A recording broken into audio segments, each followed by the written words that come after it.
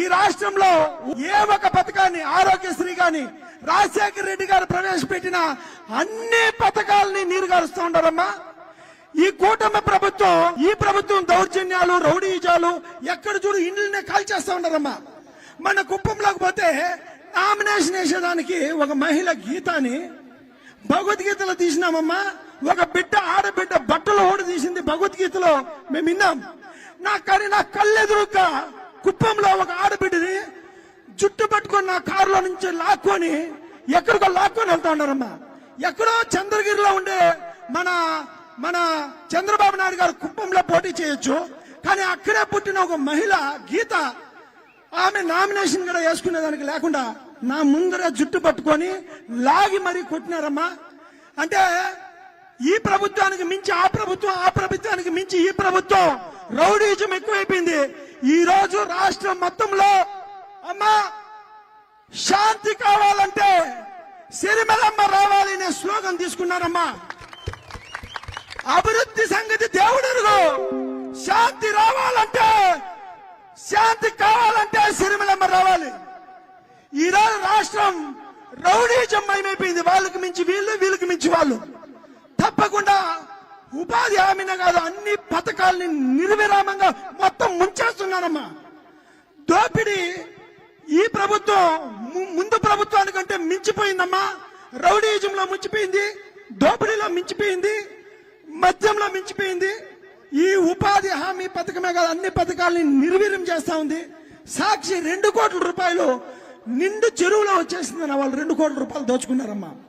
ఇట్లా తప్పకుండా పాలన సంగతి దేవుడెరుగు. మనకి శాంతి కావాలంటే రాష్ట్రంలో శర్మిలమ్మ రావాలని ప్రతి ఒక్కరూ వచ్చేసి ఎదురు చూస్తూ ఉంటారమ్మా.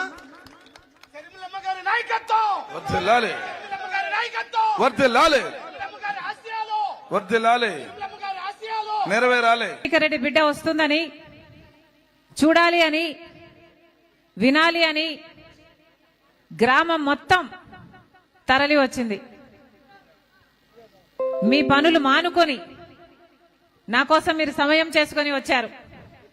ప్రతి అన్నకు, ప్రతి తమ్ముడికి, ప్రతి అక్కకు, ప్రతి చెల్లికి, ప్రతి అమ్మకు, ప్రతి అయ్యకు మీ రాజశేఖర రెడ్డి బిడ్డ శిరస్సు వంచి చేతులు జోడించి మనస్ఫూర్తిగా నమస్కరించుకుంటోంది.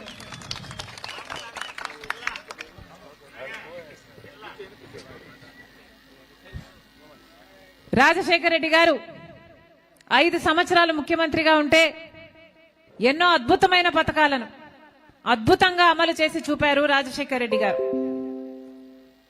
ఉచిత విద్యుత్తో మొదలు పెట్టాడు రాజశేఖర రెడ్డి గారు. ఆ తర్వాత రుణమాఫీ అయితేనేమి, ఆరోగ్యశ్రీ అయితేనేమి, ఫీజు రీయింబర్స్మెంట్ అయితేనేమి, లక్షల మంది పేదలకు ఇందిరమ్మ ఇల్లు ఇవ్వటం అయితేనేమి, అసైన్డ్ భూములు ఎంతో మందికి పేదలకు ఇవ్వడం అయితేనేమి, 108 అయితేనేమి, ఇలాంటి 1 కాదు 2 కాదు ఎన్నో అద్భుతమైన పథకాలను బ్రహ్మాండంగా అమలు చేసి చూపాడు రాజశేఖర రెడ్డి గారు. పావలా వడ్డీ రుణాలు, ఇంతమంది మహిళలు ఉన్నారు ఇక్కడ, ఇంకా గుర్తే ఉండుంటుంది మీకు. పావలా వడ్డీ రుణాలు ఇస్తే ఎంతో మంది మహిళలు అది తీసుకొని ఆ రోజుల్లో ఏదో చిన్న పని చేసుకొని వాళ్ళ కుటుంబాలకి ఆసరాగా నిలబడ్డారు ఎంతో మంది మహిళలు. ఎంతో గర్వకారణం రాజశేఖర రెడ్డి గారికి. మహిళలు వాళ్ళ కాళ్ళ మీద నిలబడుతున్నారు అంటే చాలా సంతోషించేవాడు. అలాంటి ఒక పథకమే కరువు పని ఉపాధి హామీ పథకం. మహాత్మా గాంధీ జాతీయ గ్రామీణ ఉపాధి హామీ పథకం, చాలా చోట్ల కరువు పని అంటారు. ఆ పథకం కూడా ఎంతో మంది ఆడవాళ్లకు సైతం భరోసాను కలిగించిన పథకం. కష్టార్జితం, కష్టం చేసుకుంటే పనికి వెళ్తే ఆ పనికి జీతం వస్తే, వేతనం వస్తే దాంతో వాళ్ళ కుటుంబాలు, వాళ్ళ బిడ్డలు బ్రతికించుకున్న రోజులు. ఈ రోజు వరకు కూడా కరువు పని జరుగుతూనే ఉంది. కానీ ఆ రోజు జరిగిన కరువు పనికి ఈ రోజు జరుగుతున్న కరువు పనికి చాలా తేడా ఉంది. ఇందాక ఆ మహిళలు చెప్పినట్టుగా కరువు పనికి పేమెంట్లు సరిగ్గా ఇవ్వటం లేదు. ఇందాక తను చెప్పినట్టుగా కావాల్సినంత పని ఇవ్వటం లేదు. 100 రోజులు ఇవ్వాల్సి ఉంటే 100 రోజులు ఇవ్వటం లేదు. ఇంతకుముందు చెప్పినట్టుగా లంచాలు తీసుకుంటున్నారు. ఇంకొక రహీంబాయ్ చెప్పినట్టుగా పెద్ద పెద్ద స్కాములే చేస్తున్నారు జేసీబీలు పెట్టి. ఉపాధి హామీ అని చెప్పి ఆ డబ్బులతో దొంగతనం చేయటానికి ఇలా ఎన్నో అవకతవకలు జరుగుతున్నాయి. కానీ రాజశేఖర రెడ్డి గారు ముఖ్యమంత్రిగా ఉండంగా కాంగ్రెస్ పార్టీ ప్రవేశపెట్టిన ఈ గొప్ప పథకం కాంగ్రెస్ పార్టీ అధికారంలో ఉన్నన్ని రోజులు బ్రహ్మాండంగా జరిగింది. ఆ రోజుల్లో అసలు ఆటో ఛార్జీలు కూడా మజ్జిగ, మంచినీళ్లు, ఒక టెంట్ వేసి చిన్న బిడ్డలను చూసుకోవడానికి ఇవన్నీ కూడా ఏర్పాటు చేసేవాళ్ళు. మరి ఈ రోజు అవేవైనా ఉన్నాయా అంటే ఎక్కడ అడిగినా కూడా, ఏ ఊర్లో ఏ జిల్లాలో ఎక్కడ అడిగినా కూడా అవేవీ లేవమ్మా.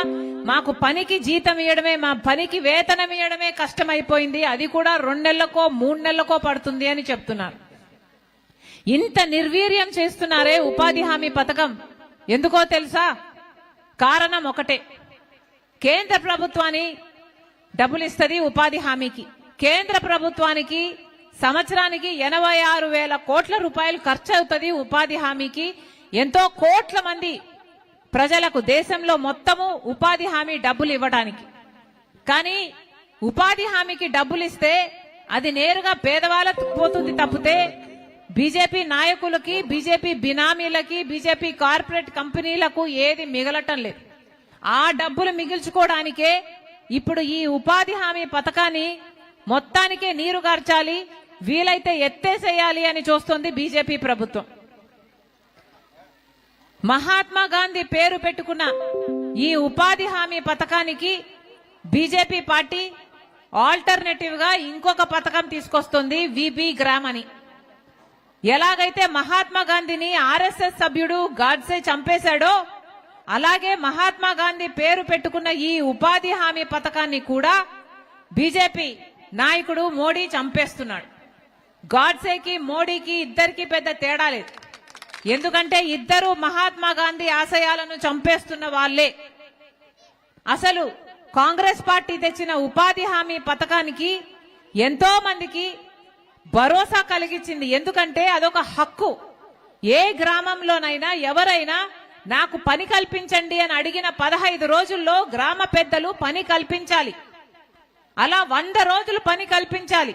సంవత్సరంలో పని చేసినందుకు 15 రోజుల్లో బిల్లులు చెల్లించాలి. ఇది చట్టం చెప్తుంది.